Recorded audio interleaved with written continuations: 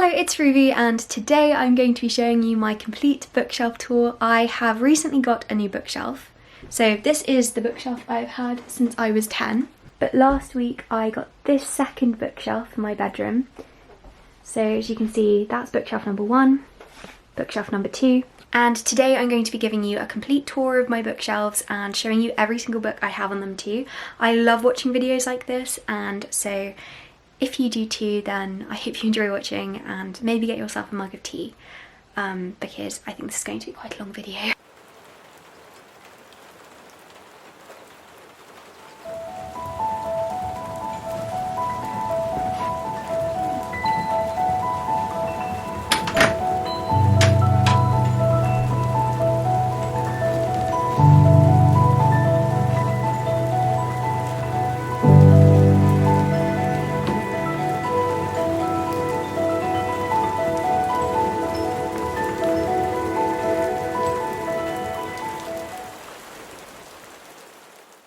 So on this shelf I keep lots of my classics. So on my other shelf I have my old editions of classics, but these ones are, I don't know, just nice editions of classic books. Okay, so I love this shelf. This is my favourite shelf in this bookshelf. First of all, on the top here I've got some smaller classics. So I've got 2 of the Macmillan Collector's editions. These are beautiful books. Classic Locked Room Mysteries and also The Green Gage Summer. Then I've got 3 collections of poetry by Everymans. These are my favourite poetry collections. I just think they're really well curated around a theme. So I've got the 4 Seasons poems. It's chosen some great poems for each of the seasons. I read all of this but over the course of the year, so I read all the autumn poems in autumn, for example. It's such a great idea. I've also got the Solitude poems, which is my most recent edition. The French poetry one, this is the French poetry one. They're really, really beautiful. I kind of want to take the dust jackets off actually, looking at that, because that's so nice. So then I've got some of the Penguin English Library Classic editions. Moby Dick by Herman Melville, Gulliver's Travels, The Murders in the Rue Morgue, The Woman in White, Villette, and Kim by Rudyard Kipling. Next I've got this beautiful edition of The Waves by Virginia Woolf. I think these are the nicest editions you can get of the Virginia Woolf books. Then we go into the Penguin Orange Classics. I love, love, love these books. I want to collect more of these. It's really fun looking out for them in charity shops and then finding your favourite books, or like books that you like the look of in charity shops. Mrs. Dalloway by Virginia Woolf. Memories of a Catholic Girlhood by Mary McCarthy. I really loved this book. This isn't one of the Orange Penguin Classics, I just realised, but I've got 20,000 Leagues Under the Sea by Jules Verne. The Thurber Carnival by James Thurber, which I haven't actually read yet. The Diamond as Big as the Ritz by Scott Fitzgerald. These short stories are some of my favourites. This is one of the best books I've read so far in 2021. The Ordeal of Gilbert Pinfold by Evelyn Waugh. I only just got this, and so I haven't read this yet. I also recently got this. I got both of these at this second-hand bookshop in Bath. I've got The Member of the Wedding by Carson McCullers. I've read some Carson McCullers. I loved her Ballad of the Sad Cafe, and so I'm looking forward to reading this. I've also got Summer Half by Angela Thirkell, again another new one. And I've also got Emily Bronte's Wuthering Heights. Okay, so next, oh my goodness, I'm so excited about this book. I love that it's part of my collection now because I've been looking for a beautiful edition of Little Women for so long, and this one usually you can only buy in a set, but I found this. I bought this in Hatchards. It was £10 as well for the book, which I think is really quite good. And then look at the inside, like look how pretty that is. I've also got this gorgeous edition of Jane Austen's Emma with all of these beautiful chairs on the front. So then these 2 are new editions. I've only recently come across these. These are the paperback Persephone books, and I love, love, love these. So I've got 2. I've got The Fortnight in September by R.C. Sheriff and also The Making of a Marchioness by Frances Hodgson Burnett. Next I've got this collection of short stories set in Paris. Again, this is a Everyman edition, and I have been meaning to take the cover off of this and put it on without the cover because I don't like the spine of this. I don't think the cover's very nice, but doesn't that look lovely? Slaughterhouse 5, Don't Look Now and Other Stories by Daphne du Maurier, In the Kitchen, Essays on Food and Life, The Story of an African Farm by Olive Schreiner, Against Nature by Huysman, Lolita by Vladimir Novikov, Invisible Man by Ralph Ellison. These are all classics that I really, really enjoyed, which is why they've got Pride of Post on the shelf, by the way. The Children Act by Ian McEwan, more of a cult classic. Breakfast at Tiffany's by Truman Capote, Death in Venice, and then 2 other short stories by Thomas Mann. I haven't actually read the other 2, I've only read Death in Venice. I've got The Go-Between by L.P. Hartley. I love this book so much. And then I've got selections collected poems by Lorca. This is great because it's a parallel text, so you've got the Spanish on one side and then the English on the other. And I've read this a few times. I haven't read much Spanish poetry, but I really do like this. Next, I got a few Pushkin Press collector's books. I love these editions so much. These are some of my favourite editions ever. The Man Who Walked Through Walls by Marcel Aimé. This collection of short stories is one of my favourites of all time. I'd highly recommend it. Everything is just utterly absurd, but it gives a great glimpse into like the futility of human desires. The Pushkin Press actually sent me these two, which was really kind of them. So I have got An Evening with Claire by Gato Gaznadov and also Murder in the Age of Enlightenment. Look at that cover. Next, I've got the Journals of Sylvia Plath. This is really special to me because when I left school, my English teacher gave me his copy because he knows how much I loved reading Sylvia Plath's journals, which is so thoughtful, and so of course it has pride of place on this shelf. I've also got Emily Wilson's translation of the Odyssey. I've got King Lear, Shakespeare's The Winter's Tale. Okay, so now for my children's literature shelf. So first of all, at the end, I've got this copy of Alice in Wonderland. This has Arthur Rackham illustrations in, really beautiful illustrations. But the really special thing about this book is it was a christening present to one of my mum's best friends, who I'm very close with, and for my 21st birthday, she gave me her own copy of Alice's Adventures in Wonderland, which is really, really thoughtful, and I really, really treasure this book as a result. So next, I've got Alice's Adventures Underground. Basically, these are scans of Lewis Carroll's notebook, where he first wrote his first draft of Alice in Wonderland. Next, I have Aristotle and Dante Discover the Secrets of the Universe, The Distance Between Lost and Found. I think that's a really underrated YA book. I'd really recommend people reading that one. Tinder by Sally Gardner, which is a beautifully illustrated children's book. I love the illustrations in this so much. Then I've got the book Multiple Choice. Peter Pan by J.M. Barrie. I love this edition so much. I've got another copy of Alice in Wonderland, but this one has got the original Tenniel illustrations. I Am David by Anne Holm. Anne of the Island, which is the third book in the Anne of Green Gables series. Next, I've got How to Be Brave by Daisy Mae Johnson. This is published this month and it was kindly sent to me by Pushkin Press. I really enjoyed reading this one. I've got We Were Liars by E. Lockhart, which is such a classic. The Perks of Being a Wallflower. Coraline by Neil Gaiman. I've also got The Cleat by Lucy Harrison, simply because it was my favourite book when I was in year 7. It's really not a cultural book. Because I did like it so much when I was younger, I just decided to keep it on my bookshelf as opposed to putting it downstairs or donating it. Next, we have got Anne of Green Gables, Love Aubrey by Suzanne Lafleur, Howl's Moving Castle by Diana Wynne Jones. I love Wonder by R.J. Palacio. I've read this many times. It's a beautiful story of kindness. Clockwork Sparrow by Catherine Woodfine. I really liked this trilogy. Actually, it's not even a trilogy anymore. It's like 5 books, I think. I've got my original copy of A Little Princess. I have read this book every year since I was 6. It's my favourite book of all time, simply because of how much it has influenced me. I've got Matilda by Roald Dahl, Charlotte Sometimes by Penelope Farmer, Grace by Maurice Gleitzman. Finally, I have got My Name is Mina by David Almond, which is the prequel to Skellig. So then next I've just got this little bee tin where I keep some string, and then I've got some book series. So first on the side I've got this mini Imaginary Friends booklet by Philip Pullman, and then I've got the Truly Devious series. I've also got the Northern Lights trilogy by Philip Pullman. Aren't these editions just so beautiful? I love the metallic detailing so much. There's the subtle knife and the amber spyglass. And then I've got A Good Girl's Guide to Murder by Holly Jackson. And the third book in the series is coming out literally like in 2 days, so I'm really excited to read that.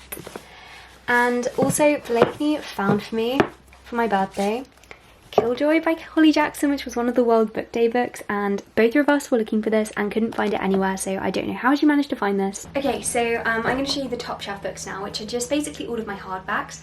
I tend to go for paperbacks over hardbacks or buy books secondhand just because it's cheaper, but I do have, as you can see, quite a few. Michelle Obama's Becoming, What Happened by Hillary Clinton, I Am Malala. This book I'm actually borrowing from Blakeney. I'll give it back to her when we go back to Exeter, but I've got a bit of a stretch, The Diaries of a Prisoner by Chris Aikens. I highly recommend that because it gives a really important insight into the prison system and how corrupt it is, and what needs to change if we are going to have an effective reformative prison system. Next, I've got The Unadoptables by Hannah Tuke, The Binding by Bridget Collins, The Institute by Stephen King. I haven't read much Stephen King, but I loved this one. The Testaments by Margaret Atwood, which I haven't read yet, but I put it on my shelf because I really do want to read it this summer. David Mitchell's Dishonesty is the Second Best Policy and Other Rules to Live By.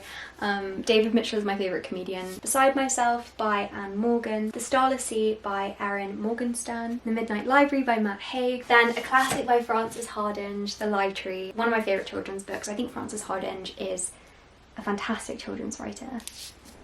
Oh, and this is illustrated by Chris Riddell. Oh, I love Chris Riddell so much.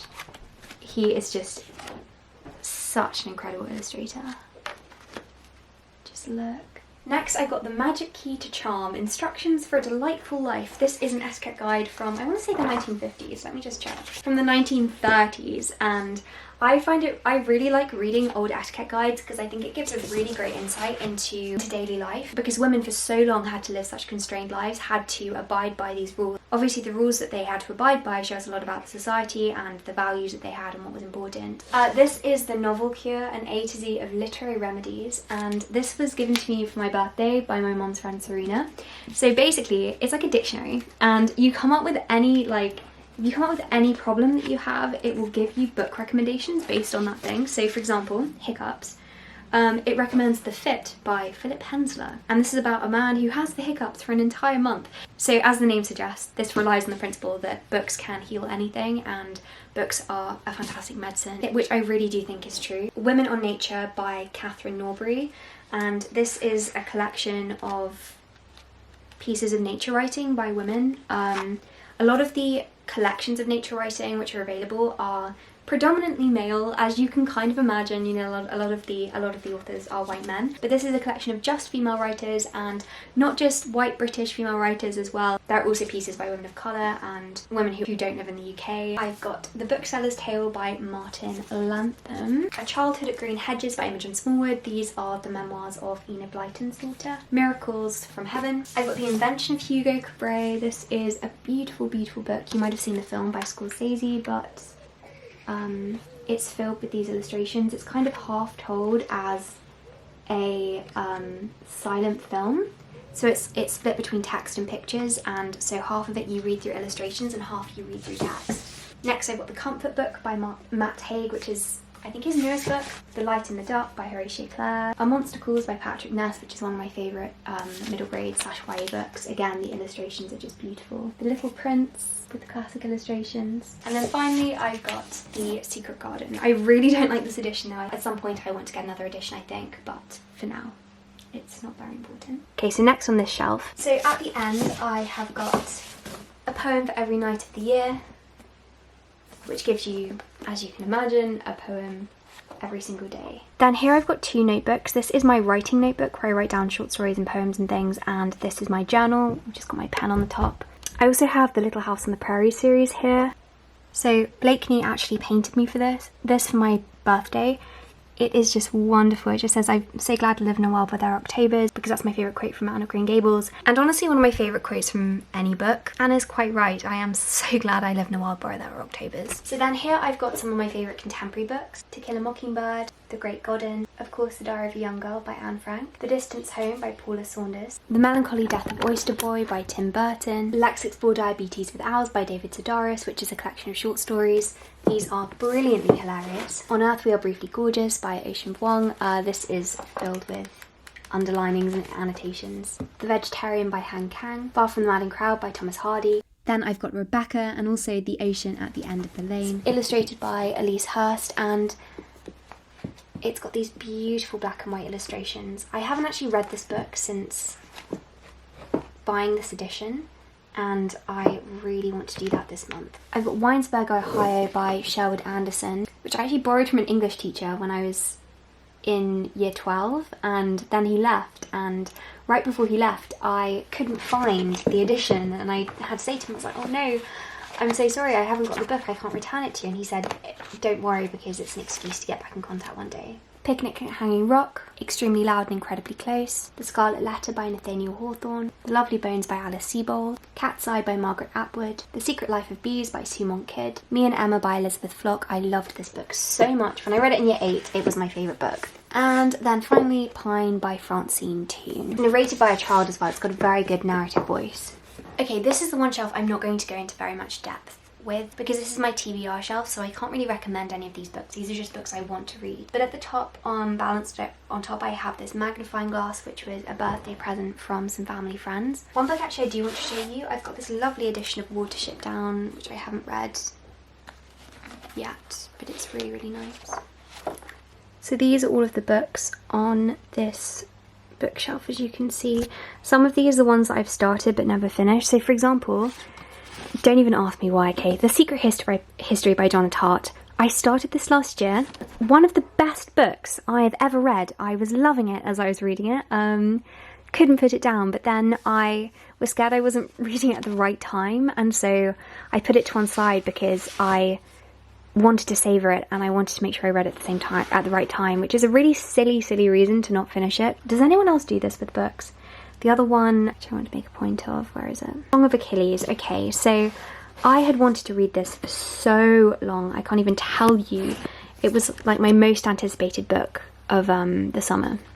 Then I started it, I literally got like 2 chapters in and I didn't know that much about Greek mythology, so it wasn't making as much sense as I would have liked it to. I know a lot of people go through like a Greek mythology phase when they're younger. I didn't go through that phase. I didn't get massively interested in the ancient Greeks. I got very interested in the Egyptians and the Victorians, but not in the Greeks. Never really learnt that much about Greek mythology. And so I did a load of research after reading the first 2 chapters and realising I really did not know enough to properly appreciate this book. And then I don't really know, I just haven't picked it up since. Like I did the research and I was like, oh yeah, perfect, I'm going to read it now, and then I just haven't. And again, like with The Secret History, I know this is one I'm really going to love. It's like I'm procrastinating reading it even though I really want to read it. And the longer I leave it, the more I procrastinate it, as is usually the case with procrastination, so I really need to break that. And then at the end, I just have a stack of library books that I've taken out. Here are the library books I have out at the moment as well. And yes, you will be able to spot there is a Jacqueline Wilson there. It's a modern rewriting of what Katie did. I just want to see how she reinterprets it for a modern children's audience. I'm doing a module in children's literature next year and I thought this book might raise some good questions around like adaptation of children's books. Okay, and then finally let's go down to the bottom shelf, which is non-fiction. Here are all of the non-fiction books. There's also a plug for my fairy lights here. So first of all, on top here I've got some Simpsons books. This is the Simpsons Library of Wisdom. I actually do have the complete collection of this, but these were the 4 funniest in my opinion, so I keep these on my bookshelf. I'm a big Simpsons fan if you didn't know. So next I've got Empire of Liberty, which I got out from the university library before leaving. I've also got Emily Dickinson and Her Culture. This one's from the library as well. What's it called? I can't even read that. The Americanness of Walt Whitman. So my rug is like bunched up there because I dragged the armchair across. Okay, so I've got this book, On Board RMS Titanic. I am really interested by Titanic, as lots of people are. It really epitomises the Edwardian period's perspective on class and how corrupt that system was. This is a collection of telegrams which were sent on board the Titanic, and like before the Titanic and after the Titanic. I've got Dining with the Victorians, A Delicious History by Emma Kay. Very light reading, light non-fiction, but it gives an interesting insight. The Victorian Home by Catherine Ferry. 2 Mark Forsyth books. I've got The Horologicon and The Elements of Eloquence. This one's fantastic. One of my favourite non-fiction books is this one, The Overachievers, The Secret Lives of Driven Kids. This journalist follows these 5 students from a high school. I think they're juniors, and it tracks the admissions process for university and the stresses and the pressures which are put on young people in the United States. 500 Words You Should Know gives you 500 really random, unique words. These are just like really nice words which epitomise something which can't otherwise be described. So for example, I mean, some of them are just like very obvious words like ruminate and seminal, but there are some good words in here like badinage, light-hearted, witty chat or banter. Enervate. An enervating climate is so extreme that you can't bestir yourself to do anything. I've got Eating Animals by Jonathan Safran Foer. Highly recommend to everyone. I think everyone should read that book. How to Read and Why by Harold Bloom. I bought this book of criticism when I was in year 11 or year 12, and it's one of the first books of criticism I read. I've got Oranges Are Not the Only Fruit by Jeanette Winterson and Boy Erased by Gerald Conley. Both of these are memoirs. Put these on at the same time as the boys I'm going to get. When the Rivers Run Dry by Fred Pearce. A Field Guide to the English Clergy. This is definitely one I bought for the cover, I'm not going to lie. And when I say I buy books for the cover, obviously I am going to be interested in the book itself as well. I do buy quite a few books on Kindle or get them out of the library or borrow them from people, buy them secondhand. Obviously not every book I read is a really nice edition. I've got the Little Book of Bees, which my sister got me. It's like, gives you an insight into bees. 365 Days of Wonder, again, I really liked Wonder. And this gives you a kindness quote every day of the year. I just love this so much. So what's the date today? It's August 2nd. Far away in the sunshine are my highest aspirations. I may not reach them, but I can look up and see their beauty, believe in them, and try to follow where they lead, which is Louisa May Alcott. Next, I've got The God Delusion by Richard Dawkins. Another 1920s etiquette guide, Etiquette for Women, a book of modern manners and customs by Irene Davis. The Book of Hygge, which is the Norwegian idea of coziness. I've also got Little Book of Chanel, the story of the iconic fashion designer. Next, I've got Richard Dawkins' The Selfish Gene, Remember the Alamo, American History in Bite-Sized Chunks. It just like gives you this overview of like the key events in American history, and I read this when I was in year 10 or 11 and wanting to like learn more about American history because it isn't really covered on the UK history curriculum, and it gave me a really good insight and it gave me good prompts for research. I loved this book so much when I read it in like year 9 or 10, The Universe Inside of You by Brian Clegg. It's just a really accessible insight into the human body, human anatomy. Okay, next book. This next book is exciting. The Only Study Guide You'll Ever Need by Jade Bowler. Oh my gosh. Okay, so you can buy this now. But I will leave a link down below in the description box for this book because Jade has written this incredible study guide filled with so much advice, and I know how much work she put into this. We all know Jade. Jade will have made this as good as she possibly could have made it. It's got a very Jade tone to it as well. Like, it's chatty, it's lighthearted, it's easy to read, but it's just filled with so much wisdom. And I haven't read this in its entirety yet because I only just received a copy of it, but I can't wait to read it. And then every chapter you'll find pieces of advice from other study tubers. So Jade reached out to loads of study tubers and asked them to write sections for the book. So I've written a section on perfectionism, which you can find. It's got a really cool form as well, like it's not just prose. Next, I've got Why Only Us? Language and Evolution by Noam Chomsky. A Night to Remember by Walter Lloyd, which is a history of the Titanic. I read this in the school library, and the edition they had didn't have pictures, so actually this is better. I've also got this beautiful book, Medieval Views of the Cosmos. I've got the Lisa Simpson Guide to Geek Chic. As I said, I am a Lisa Simpson fan. How We Learn by Benedict Carey. My grandparents got me this for my 18th birthday. It's called Book Towns, and it's filled with like all of these like really cool bookshops which you can visit in the world. Glimmer of Hope by the founders of March for Our Lives. And then I've got two more of the of those books where you read a little bit every day, but these two are the ones that I actually do read every day.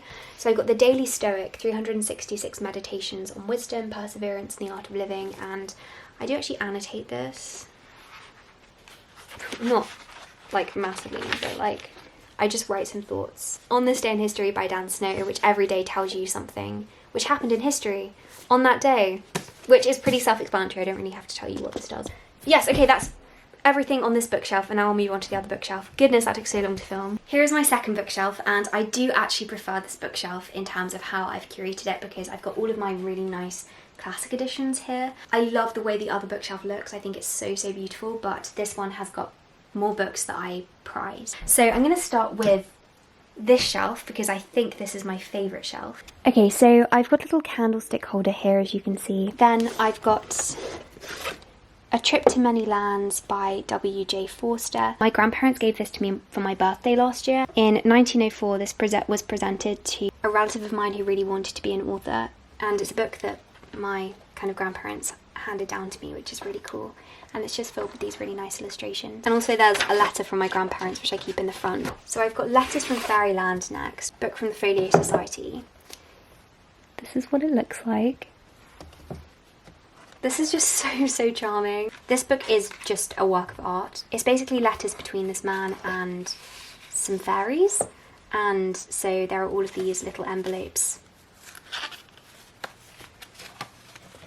Next is another one from the Folio Society, which is Frankenstein by Mary Shelley. And then the final book I have from the Folio Society is The Wit of Oscar Wilde, which is basically an accumulation of like the best bits of Oscar Wilde. So it's got an extract from Dorian Gray in here, some of his poetry, some plays, some essays.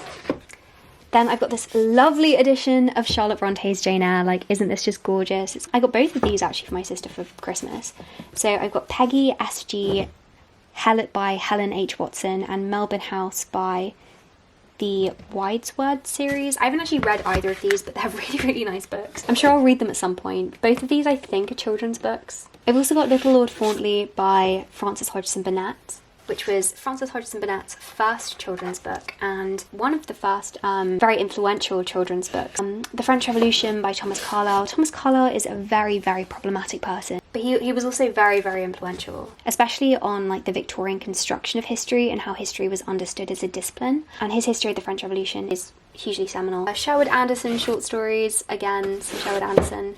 I've got Murder on the Orient Express by Agatha Christie. Oh, actually, this is another Folio Society edition. This is Memoirs of a Fox Hunting Man by Sigrid Sassoon, and I really, really liked it, but this is very, very different to his poetry, as you can imagine. So he was a gallivanting sportsman and gentleman before going to fight in the First World War, and these memoirs are like, they show the epitome of privilege, but also it's very retrospective because he's writing it in 1929 after having fought in the war. He is a very good nature writer. That's what I really like about Sassoon. He's very good at his nature descriptions.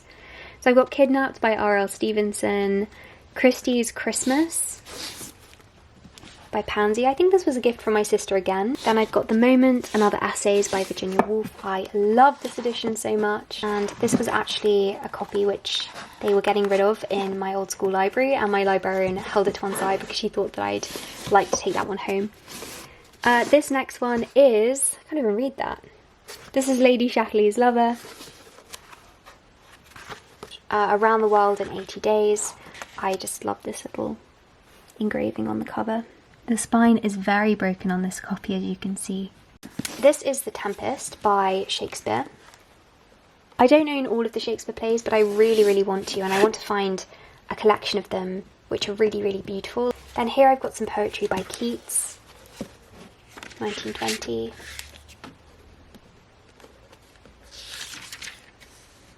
And I've got the poems of Walt Whitman, which I love so much. Walt Whitman is one of my favourite American poets, and this is just such a gorgeous volume. I've dipped into this a lot. So this next one is a history of boarding schools from 1939 to 1979. Next, I've got this amazing edition of Emily Dickinson's poetry. This was sent to me by my friend Bella for Christmas, and isn't it just stunning? So Bella is from America, and so this is a Barnes & Noble edition. Like, we don't have these in the UK. And also she made me a bookmark to go with the gift, so I just keep that slotted inside. On the Emily Dickinson theme, I also have Emily Dickinson's envelope poems. Emily Dickinson wrote a lot of her poems on scrap pieces of paper, and so they've scanned in the poems that were written on envelopes. This is such a pleasant coffee table book, and I have loved flipping through that. I've also got the complete poems of Emily Dickinson. Emily Dickinson is my favourite poet, if you haven't gathered. Oh, so just here at the front, I've got this Heinz baked beans tin, and in here I've just got some bookmarks. These are some lovely ones. So Blakeney made me this one. My friend Andrea made me this one. She actually has a bookmark shop, which I'll leave linked down below. I made this little Coraline one with a door, which, like, look how badly that went. I tried my hardest, but that did not go very well. I made this one with an Oscar Wilde quote on, "Everyone is a moon and has a dark side which he never shows to anybody." My friend Cornelia made me a load of these. This is the book that got me into American poetry, and kind of poetry in general, actually. Again, this was one that my librarian kept aside when they were getting rid of books at the library, because she knew how much this book meant to me. I literally continually had it out. When I found it in year 8, I got it out, and then I kept on going back and being like, can I renew it again? Can I renew it again? Because I just was reading it every night. I was just rereading it over and over again. I keep it on my bookshelf because it was just so influential to me at the time I read it. I've also got this book of Milton. This book I think is one of my most beautiful, and it's got Paradise Lost in it, but it's also got his psalms and sonnets. I've got a collection of poetry by Wordsworth, The Nutcracker by E.T.A. Hoffmann, This has really cool, unique illustrations in, and they are very, very pleasant. This is Poems to Live Your Life by Chris Riddell. As I said, he is my favourite illustrator.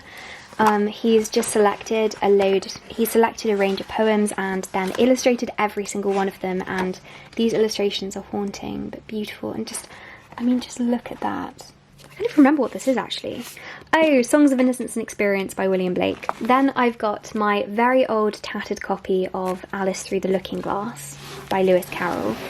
This was one that I had when I was very little. We didn't have Alice in Wonderland, but we had Alice Through the Looking Glass, and my mum read us this a lot, and so it's very, very special to me. I love these illustrations so much. It's by Helen Oxenbury. I've also got another very influential children's book, which was the Beatrix Potter Tales, which my parents again read to us a lot, and this has just got all of them illustrated. And I love how at the beginning you have a little about this book section where Beatrix Potter explains her influences for it and why she wrote it. And then finally on here I've got Cassell's Household Guide from 1912. Oh my goodness, this is one of my favourite books I own. Every couple of years Cassell's published a household guide which gave an insight into like how the household should be run. It gives like tips on like the weirdest, most unique thing. This is so interesting. Again, like with the etiquette guides, it gives you such great insight into daily life. So on this shelf I've got all of my Charles Dickens books. I've got all of them in the same edition, which were my parents. I don't know when they got these, but they got them before I was born, and they gave them to me when I expressed interest. So I'm really, really grateful to my parents for giving me these, because they are just the most beautiful, beautiful editions. It's got the original illustrations from when they were published in the periodicals, and they're just such a pleasure to read. Like at the moment I'm actually reading Sketches by Boz. Funnily enough, actually, I mean, nothing beats A Christmas Carol in my mind. A Christmas Carol is one of my favourite books of all time, but Sketches by Boz is, after A Christmas Carol, the best Charles Dickens book I've read so far. Like obviously I'm only 200 pages in, but it is just phenomenal. It's his first novel. In it, Charles Dickens walks around London. You know, he was famous for like just walking around London and wanting to observe and see so much of the city. And he gives these glimpses into daily life in London. So it's separated into characters, places, scenes, time of day, and he'll depict, for example, there'll be like 4 pages about omnibuses or a few pages about morning in London. I think it's just such a great precursor for his other books, because most of them are set in London, and we know he was hugely influenced by London as a location. And this book basically gives you a tour of that London before you then go into reading his other books. Like I'm really excited to read another Charles Dickens book after reading Sketches by Boz. I just think I'm going to see the location of London in a completely different light. This is what they all look like lined up, and at the end I've got this book, which is 6 to 16. This is a book that was published for girls in the Victorian period, and again this just gives like a really cool insight into Victorian girlhood. Up here I've got Hamlet and Villette by Charlotte Bronte, as well as this little candlestick holder, and then at the end I've got Leaves of Grass by Walt Whitman. So this edition of Leaves of Grass is illustrated, and they really are just beautiful illustrations. Grimm's Fairy Tales, The Picture of Dorian Gray by Oscar Wilde, which was a 21st birthday gift from some family friends. Then at the end here I've got my Coraline doll, which maybe I shouldn't put there because it's covering the beautiful edition of A Little Princess behind. This is one of my most prized possessions. So as I said earlier, A Little Princess is my favourite book of all time, and this was my main 21st birthday present from my parents. So it's a first edition and truly one of my most prized possessions. It's also got the original illustrations in, of course, so I had never seen these illustrations before receiving this copy. I also have this postcard and this bookmark from the British Book Reader. Okay, so here are some more series. So I've got my Harry Potter books, Fantastic Beasts and Where to Find Them, which is illustrated by Jim Kay, A History of Magic, which was from the British Library exhibition, and then I've got the illustrated editions of the first 4 books in the Harry Potter series, all by Jim Kay. His illustrations are just incredible. Then I've got the signature editions of the first 4 books in the series, which were my parents. Just so sentimental to me because like, you can see that they've been very, very, very loved. And then I've obviously got the rest of the series. I've also got a signed edition of The Tales of the Beadle and the Bard, Quidditch Through the Ages. So next we move on. These are the BBC editions of the Sherlock Holmes book. I think I'm missing one actually. These basically have introductions from the makers and cast of the BBC show. It's really cool just having their insight into those books and how they adapted the original Conan Doyle stories into the show.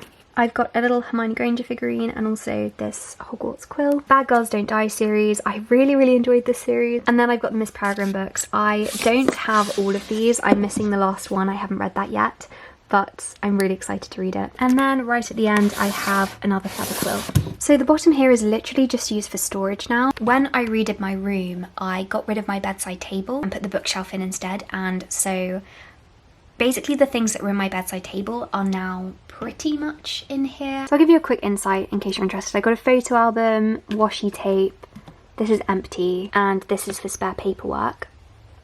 Then on top here I've just got some more photo albums of my clipboard, academic planners, and this is for miscellaneous stationery and pens.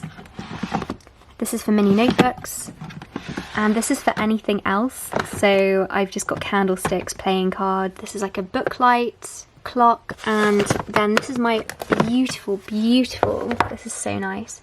This is the card game Lexicon. It's just really nice packaging. Down here I also have some mini books. So these are the Penguin Black Classics. They're very, very affordable. I've got The Stolen White Elephant, The Eve of St. Agnes, Goblin Market, The Sandman, and The Telltale Heart. Oh, and Circles of Hell by Dante.